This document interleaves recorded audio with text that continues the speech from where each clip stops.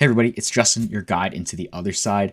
I just want to talk today about Legends of the Mara and HV-MTL Forge. So I'm all about those battle alliances. I'm all about Yuga partners, and HV-MTL is no exception. There's a huge update that coming soon with regards to the HV-MTL Forge Rift that's coming soon. And if you have a heavy, you can fight Shattered, and you can also participate in a Yuga partner game. So let's jump right in and see what HV-MTL Forge is all about. So on my first look, I have I'm just like, oh dang, this is like I guess kind of like mechs that you kind of upgrade, base building essentially, and I guess dungeon crawling at the end of the game at the end of the day. And it's just like, oh, we can play the Forge, there's a game guide here, there's also the frequently asked questions as well as a garage. So it's like machines from the past. HV-MTL just landed in the Bored Ape Yacht Club swamp. 30,000 curious machines from another world, armed and dangerous. So what are they here for? So essentially, we can kind of see all the lore, all the updates with regards to the summoning,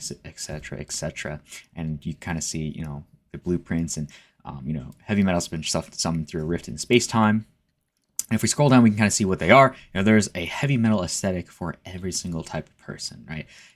They're a unique, dynamic NFT that evolves based on your decisions. So there are eight different kinds, and there are a lot of trait combinations, and each has its own skills, personalities, and roles. And they're all designed to transform and upgrade as the game progresses through its seasons, right? So if we scroll down, we can see the kinds of heavies that you can play with. There's the glitch, the dynamics, the bios, knights, celestials, personally my personal favorite, reavers as well, hollows, and legendary. So if we jump right in, you make your heavy, you can play the Forge. So to play the Forge, I want to bring to your attention SPAAAK's Ultimate HV-MTL Guide for Dummies Part 1, right? So this is basically an explainer guide. I think SPAAAK has also covered like the #1 guide for Legends of Mara, so you've probably seen that. So we're going over the Dummies Guide, Part 1. I think there's probably going to be multiple parts, so I'll only cover Part 1 for this video. So you can, I guess HV-MTL Forge is a creative, competitive, social crafting pet game. So you can build tiles, build your base, you can compete with other people inside of the dungeon crawling aspect of the game, and you can cooperate with other people in the Yugaverse to find people you can play with, find people who you can vote with, essentially, right? So first thing you want to do in the Forge is build and upgrade tiles and portals to generate energy and continue building and improving, right? So energy is important because you can use it to vote and explore the Rift, as explained below. So the gameplay crafting: create tiles, upgrade tiles, destroy tiles. Your heavy generates energy as it moves over a tile. The more you upgrade, the more energy you get, and tiles are important to connect portals to your Forge, and we can kind of go over that. So heavies can collect energy through portals even when you're not playing the game. What is energy used for? Energy is important because it's the main resource of the game. It's used to build tiles, objects, travels in the Rift, and your heavy's max capacity is determined by your portal upgrades. So energy isn't cool, but it's really important to build the way that you want to build, especially since it's a base building game. Build the Forge the way you want. We have cow decorations. Each season has its own thematic objects, from season 2 with summer, season 3 with swampening, season 4 with tripping out. So Bored Ape Yacht Club's Macy's and Backsies have exclusive items, and you can get more items by doing specific actions. And then the first objective is to get a view of the Rift portal, which gives you access to the second gameplay phase, the hunt. So this is what a lot of people are trying to do. The main gameplay is to discover at least the Rift portal.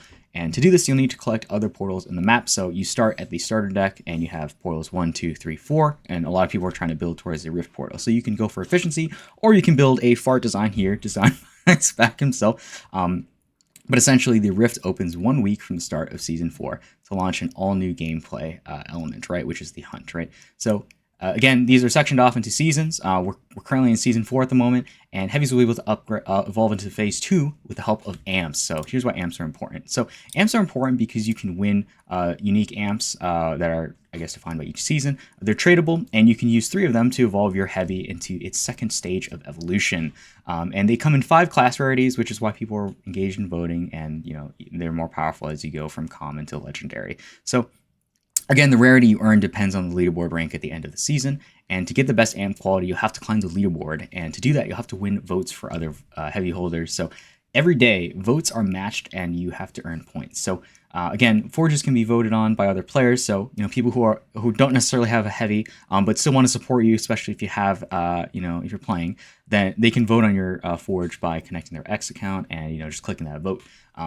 But it doesn't count as a vote, but it can help you earn daily bonuses. So the more votes that you get, the better your score and the better your heavy potential evolution is. So these are dictated by daily leaderboards, which can award energy, in-game items, and points through seasonal leaderboards. And again, these leaderboards are dictated, by season.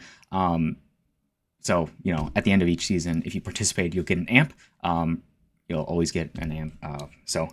But at the most votes will receive the rarest amps as well. So if we keep moving on. Voting is important because you'll get access to it once you open your first portal. Each time you cast a vote, it consumes energy, so obviously use that carefully. And you can only vote once per day per heavy. Only heavy holders can vote, and you can vote for other forges in your wallet once per day, but not on the forge you're currently building. So you can't vote for yourself. So you get free passive votes on the day that you also complete missions in the Rift. And the objects and tiles generate passive votes, and you can unlock objects by defeating Rift enemies and unlock tiles by clearing biomes. So this is just kind of that first look. This is obviously part 1 of the guide. You obviously should check out the game guide from the official website. I'll kind of explain, deeper in detail. SPAAAK has part 2 already published. I'll cover that in a future video. But this kind of covers, mood, gears, power-ups, essentially to manage your heavies mood and keep them nice and happy and producing, right? You also, I love SPAAAK's drawing here where he's mad because he's got to clean up poop. But anyways, that's my next video. I just kind of want to cover Legends of the Mara and, Heavy Metal Forge, just to get a quick peek on what's going on, how to get started, and, just see if you want to dip your toes into it, see if it's something for you. But hope you found something interesting in this video. Definitely give me that like and subscribe. You can always hit me up on X if you have any questions, but I'm always in the official Discord. So that's all I got for today. I'm going to sign off. I'll see you guys in the next one. Peace.